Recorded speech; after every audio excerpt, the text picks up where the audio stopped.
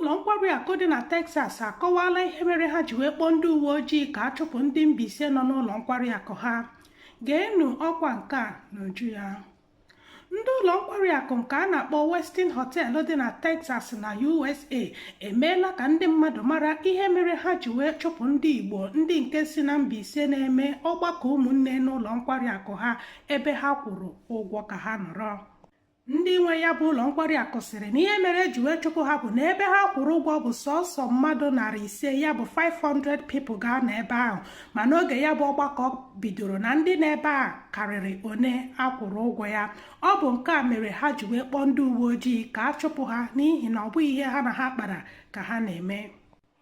Otu onye so wee bịa ya bụ nzukọ, onye nke mere ihe onyonyo iji wee mee ka ndị mba ụwa fụ ihe na-emenụ, kwuru na ya bụ ihe bụ ezigbo ihe ihere wee nye ndị Mbaise wee nyekwa Naịjirịa.